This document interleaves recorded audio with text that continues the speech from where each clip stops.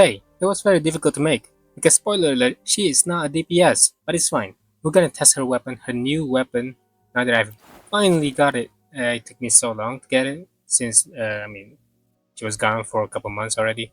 But, yeah, her weapon is a very good weapon. Genuinely one of the best weapon in this game, especially because of the crit rate buff that she gave, about 36%. And it can be used for a lot of DPS unit as well. As of now, it is Encore and Zezi, I believe, because Encore, as you can see, don't have a lot of crit rate, and even her stats right here, it doesn't give crit rate bonus. It gives fusion damage bonus as of now. But we're not gonna talk about Encore. We're talking about Yinlin. She's a very good unit herself, but the way that I play her in the clip is not supposed to be the way that you should play her. She is a support unit. She needs to be played as a support. She needs to have a DPS in the team. Because of this, the outro skill that you can see right here, the income resonator has the electro damage bonus, and that person, the resonator, needs to be electro as well. And it gives resonance liberation. Who is that? You may ask. It is Shangli Yao. Shangli Yao Forte, as you can see, considered as resonance liberation. Most of his damage is resonance liberation. So Yinlin is a sub DPS and a support, and when I played her during the clip, it was very difficult. It's just pure torture. And she can barely parry as well, but nonetheless, a very damn good unit, especially when she's on field. She put this V sign on the characters, and it creates a bunch of amplification where it just continuously attack the enemies from time to time. If you use your electro unit and you fight your mobs, yeah, it does a lot of huge damage. It's great. Now we're gonna test her out in the Tower of Adversity right now. I've pretty much beaten most of the things already. As always, I've done this all the time. Resident Tower is at 9, Hesa Tower is the last. Will be recorded in a different video. Blackwing Tower, we have a lot to go through, and it will be this crownless thing. I don't know if it's gonna be very difficult. I don't know if it's gonna be the same level as the hologram, because they really took a long time for them to actually add crownless into the Tower of Adversity. But we will give it a try. I'm sure it will be easy as well, because we're talking about Shanglia here. One of my best units. At this point, I feel like Shanglia is a one-man army, at least in my account. I built him like crazy. I fully leveled all his skills and all that stuff. I'm sure it's gonna be very easy. Oh yeah! Same team as before. Shanglia, Yinlin, and by this time around, I'll be using Shorekeeper instead of Yuanwu.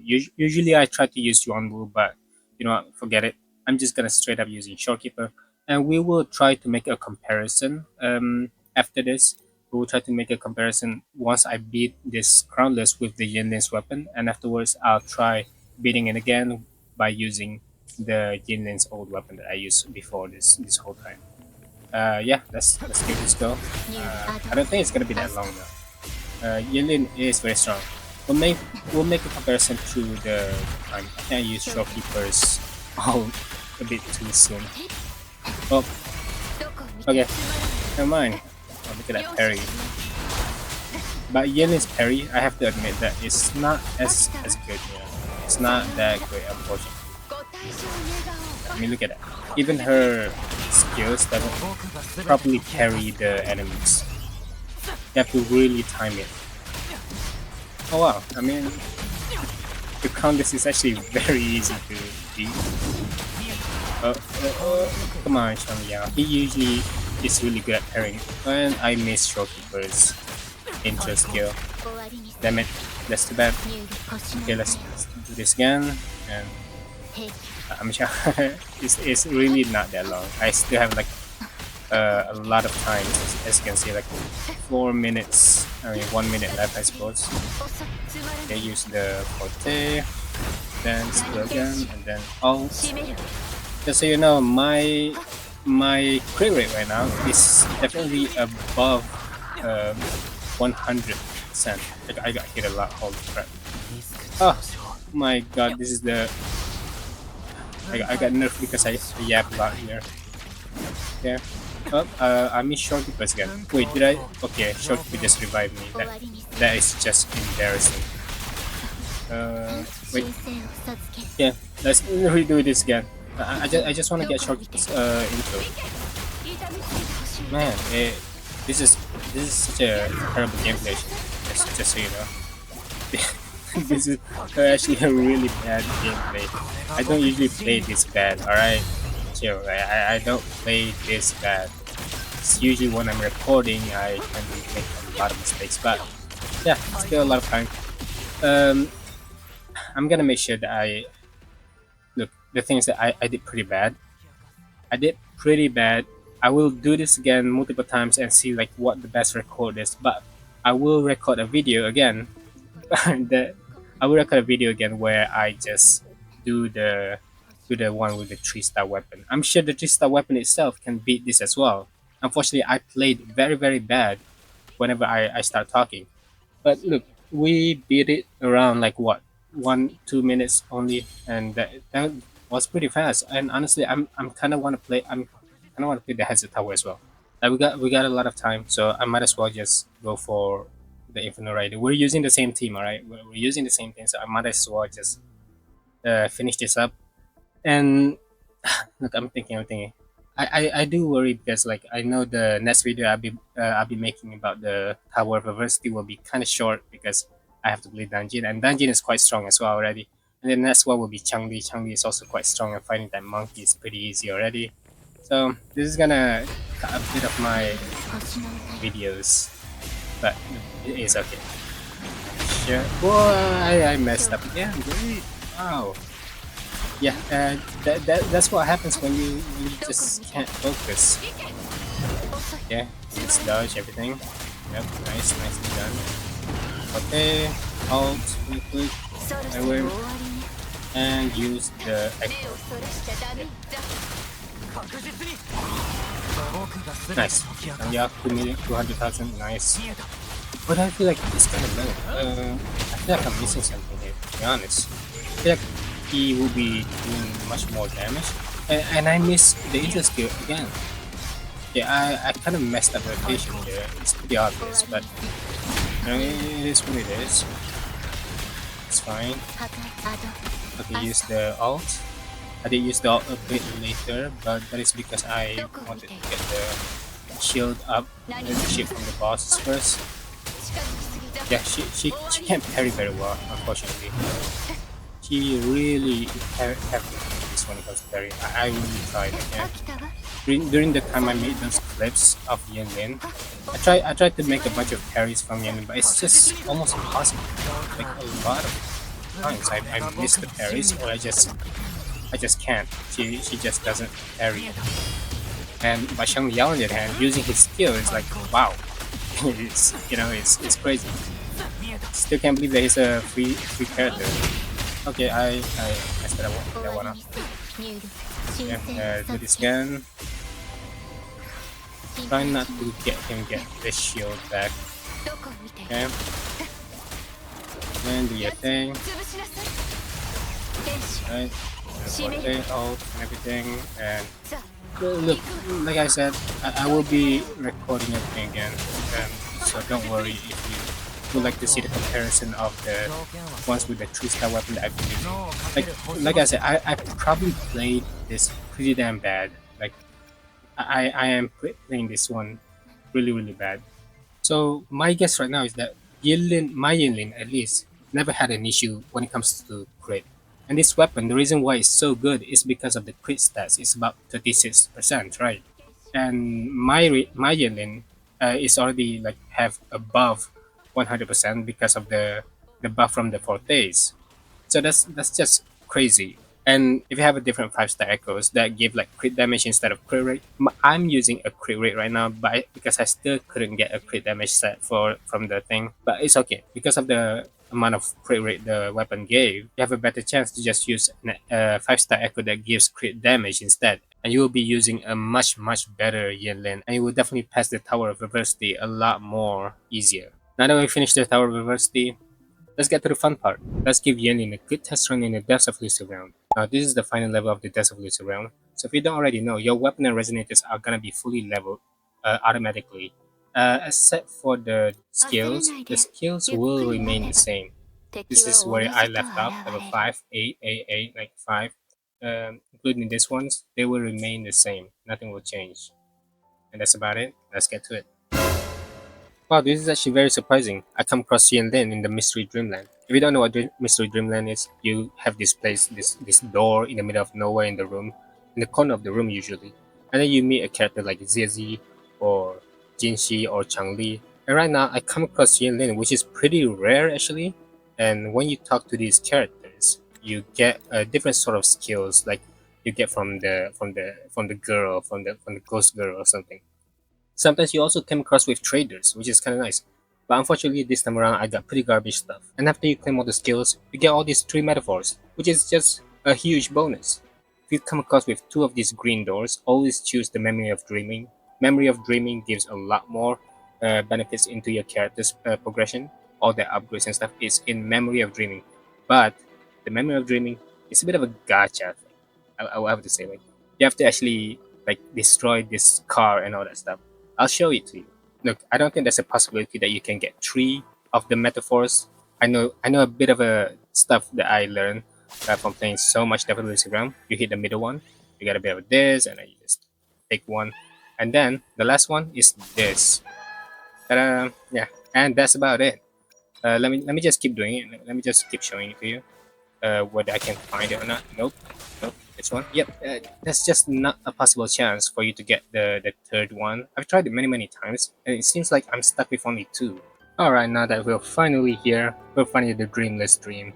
The dreamless. Wait. Oh, memory of. Ah, we're finally Fallacy of No Return. This is new. Usually, I play this a lot, right? So I come across with dreamless or a scar boss, the usual boss. But now it's relatively no return. It's insanely easy. I feel like Yinlin is so OP with her weapon. She is. She really is. There is no comparison. If I use that stupid 3-star weapon for the whole, like, I put for Yinlin on day one. Okay, I put for Yinlin day one, and now I have a weapon. I've been using that stupid 3-star weapon and it does no damage, but she's still a good character. I know it. I know she's a good support because her capability of supporting other characters is absolutely insane. But yes, this is Yunlin, and her Death of Lucy Realm is insanely good and just absolutely fun to play around with. Without a doubt, I do still think that Yinlin is a very good unit. No matter what you say, she is still a must-have unit. She's just really that good. Especially, I say this especially if you have Shang Liao and Kakaru as your main DPS. She is just that good in the team. She doesn't need her 5-star weapon, it's her signature. Especially when you already seen that I've beaten the boss with just using this stupid weapon. For so long, I've already used that weapon, and she still breaks the game. She still breaks the damn game. And her echoes, on the other hand, I do have pretty good echoes except for this one. I could definitely change it into crit damage. So much better if it was crit damage. Let's be real right here. She overcapped her crit rate right now. I should definitely farm for more impermanence Heron sooner or later. But as of now, I'm chilling. I'm chilling. As for the cost tree, very decent set.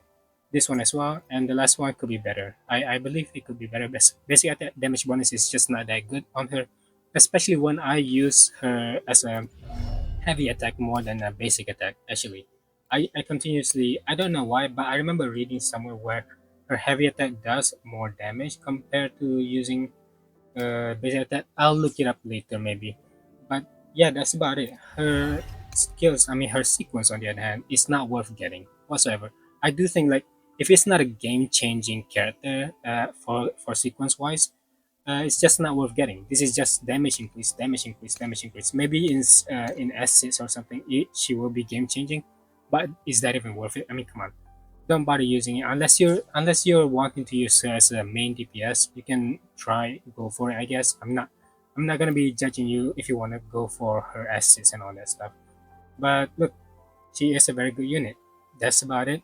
And Shang Liao is just that good on her, and I very much sympathize for people that didn't get Shang Liao for free because he is definitely one of the best unit in the game. I would say that he's way better than Jian as well. And my Jian right now he's at S1, and Shang Liao beats the crap out of his damage already.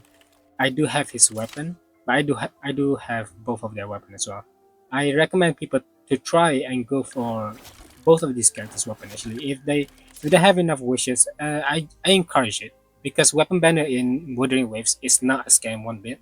And even if you pull and you didn't you didn't get the weapon and it's too late and all that stuff, you still build pity, and sooner or later you're gonna get weapon for your future characters. Shangya's sets, on the other hand, it is one of my best sets, I would say. I have really good set, except for this one because it doesn't have crit rate, and I have HP and defense right here. It could be better. I'll upgrade it sooner or later, I'm sure. It's just gonna take some time because I don't know how many times I've complained for Kuro to give more tuners, to give more Echo ESP. I just don't have enough. I don't need more echoes. I just don't need more echoes. Okay. Changliao is one of my best units still, and mostly very fully leveled except for Resinski and Nometa. I would suggest for people to just upgrade fully level their DPS because it is a game changer. Like the damage increase is not to be made fun of. It is a big damage increase if between level 9 and level 10. So you should definitely fully level. I just don't because I feel like I'm good enough as it is to beat the content in the game. And if it gets harder sooner or later, I'll definitely level it up. As for Shorekeeper, I don't really need to show Shorekeeper. It's variation. And as for her cars, I mean, as for her echoes, it's just it's very just normal. You really don't need to try too hard when it comes to Shorekeeper.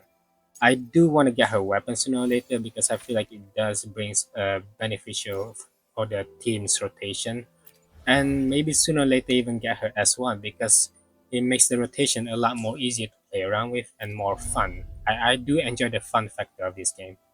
But yeah, that's about it. Hold up. On the other hand, I do know a weapon that you can use aside from the 3-star weapon, and it was given for free during the Black Shores event, which I haven't really opened it just yet. I'm gonna show it to you right here. It is the Fusion Acquisition. And believe it or not, this weapon itself, you can still get it. You don't have to wait for a banner where this weapon is released. I mean, it's gonna be very difficult for you to get it. It is a limited weapon still, but there is a small chance for you to actually get this weapon through the normal banners, through the limited character banners. And the weapon alone is not even that bad. It can definitely use as a substitute. It granted like resonance skill grants like 6 resonance energy and increase the attack by 10%. It is a very decent weapon. If you were to compare with the 3-star weapon, it is completely garbage. Aside from that, there's really not much I can say now. I do think this weapon is still pretty damn good. If you have the amount of pulls, if you have the pulls for you to actually get the weapon, go for it because I it's a guarantee. Wuthering waves have like no 50-50 in terms of weapon banner. So if you just have enough wishes, go for it. I honestly would encourage it.